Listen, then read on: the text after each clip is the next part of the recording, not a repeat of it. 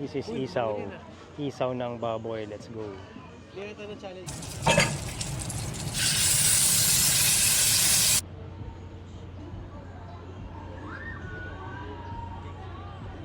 Hi everyone, nandito tayo ngayon sa Quezon Memorial Circle. Particularly dito sa area na kung tawagin ay Mercadillo. It's some sort of a food park here in Quezon Memorial Circle mismo. Mag-iikot tayo, tingnan natin kung ano yung mga pwedeng mabili dito na posibleng pang carnivore. It's December 31, 2023. And maraming activity na nangyayari ngayon dito sa Quezon Memorial Circle because ngayong gabi magkakaroon ng New Year's Countdown. Merong stage, nagpe-prepare sila ng stage dyan. Tapos maaga pa lang, it's around 1 PM pa lang dito sa area. Marami ng tao. Dito sa park mismo sa harap ng monumento ni Manuel L. Quezon. There's the monument. Halika, samahan nyo ako. Maghanap tayo ng mga makakain. Let's go.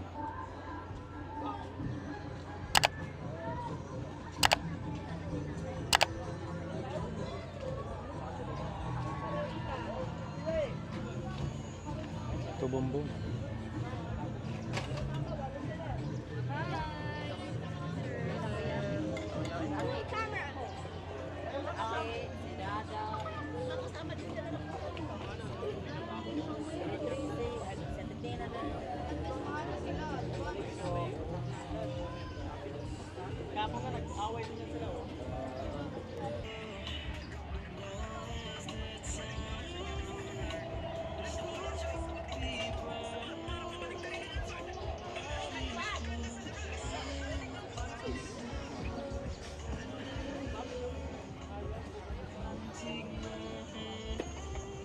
Oh, talaba. Talaba po, scallop. 120 lang po sa oyster. Scallop po 100. Ilang piraso yung 120? 10 po. 10 pieces? Apo. Mura. Okay. Hello sir, shawarma. Shawarma.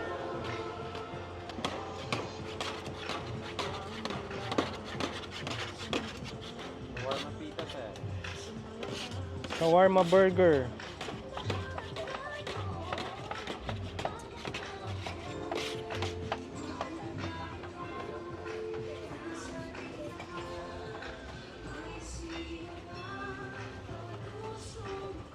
Yan, sisig.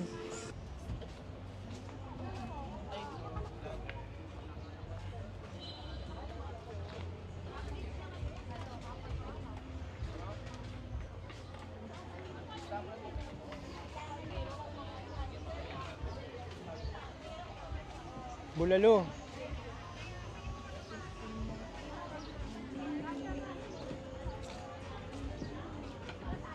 Fish cake. Mangga.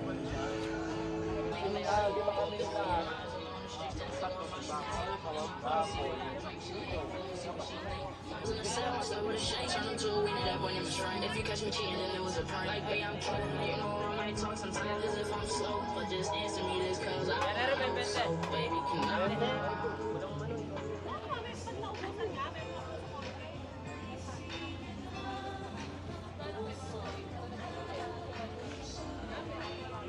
Chorong bulaklak.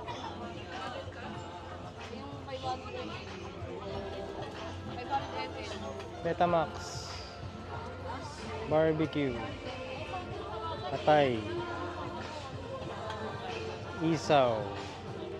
Bituka. Kano bituka? 35.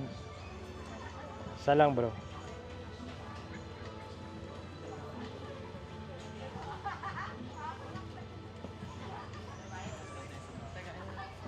Isa lang. Isa lang.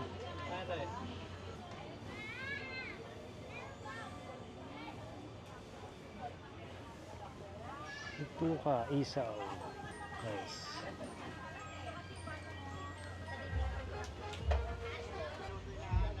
Thank you.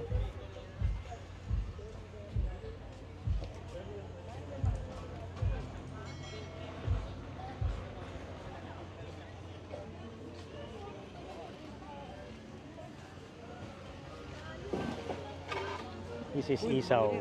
Isaw. Isaw ng baboy. Let's go. Dito na challenge na siya. Parking space. Karamihan ng mga carnivore foods na nabibili dito sa Mercadillo are the usual Pinoy street foods like this isaw. May mga barbecue, Betamax, tenga. Those are the usual Pinoy street foods. Meron ding shawarma. Meron ding, ano pa ba? Mga sisig. Ganyan. And as expected, mas mahal siya ng konti. Kasi this is a food park type of establishment. Pagka mga ganito, mas mahal talaga ng konti. So yun, Happy New Year, Happy 2024. Thank you for watching and see you in the next episode. Bye-bye.